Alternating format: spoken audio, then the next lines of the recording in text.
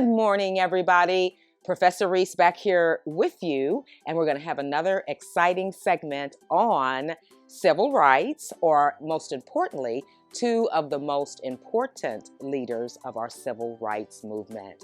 The first leader we're going to talk about is Dr. Martin Luther King.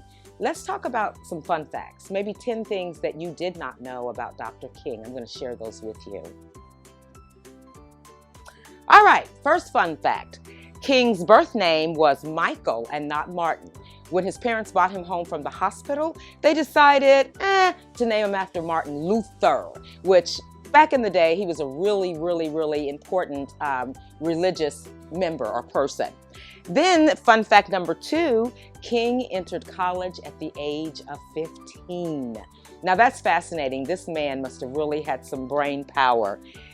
Number 3, King received his doctorate in systematic theology. And every time I hear the word systematic, I automatically think about systematic or systemic racism. But we'll talk about that later. Number 4, King's I Have a Dream speech was not his first speech at the Lincoln Memorial. Fact fun number 5, King was imprisoned nearly 30 times. Can you imagine how that must have felt? You believe in a cause, you believe that your people, our people, should have the same rights as everybody else, civil rights. So you decide that I'm going to fight for this cause. If it means I'm going to have to go to jail, and maybe if it means I have to die, this is what I'm going to do because this is what I stand for. And there's a word for that. Somebody that dies because they truly believe in a cause, what is that called? Give you a hint, starts with an M. Almost like Martin, martyr. A person that dies, know they're probably going to die because they believe so strongly in a cause. Fun fact number 6, King narrowly escaped an assassination attempt a whole decade before his death. Martin Luther King led a civil rights movement that focused on nonviolence. He believed in marching, peaceful protest, talking about it, bringing together a village, so to speak, of people to defend and seek our civil rights. Martin Luther King's vision of equality and civil disobedience, it changed the world for his children and all oppressed people. He changed the lives of African Americans in his time and in future decades. Let's talk about some Mlk quotes. One of the ones that I particularly like is, I have decided to stick with love. I think love is one of the most powerful tools and emotions that we have. So that's one of my favorite quotes. And then we have a couple of others here as well. Okay, so that's a little bit about Dr. Martin Luther King. Now let's talk about another leader, civil rights leader, who did things a little differently. We just talked about how Martin Luther King actually believed in doing things calmly, mildly, non-violently. Then we flip it, and on the other side of the coin, we have Malcolm X. Okay, Malcolm X was as significant as Dr. King. He led an American Black nationalist movement. Many of the ideas he articulated, like race, pride, and self-defense, became ideology mainstays of the Black Power movement in the 1960s and the 1970s.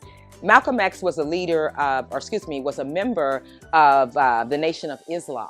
He later broke off with them for, let's just say, different reasons. He continued his activism after leaving the Nation of Islam. Shortly after his death, we got the autobiography of Malcolm X, and I remember seeing the movie about Malcolm X. He was powerful in his way. He sought out the truth, in my opinion, taking it all the way back to our roots in Africa, Mecca. He explored all of those different regions so that he could have a better understanding of the world.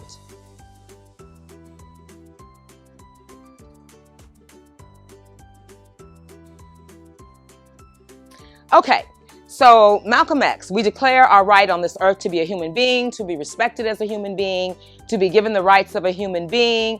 But the difference between him and Dr. King was that Malcolm said we should take that right by any means necessary. I love one of his speeches. If you have an opportunity, look at it. It's called The Ballot or the Bullet. We can either do this in a peaceful way where we vote to get our rights, or we can do it in a violent way.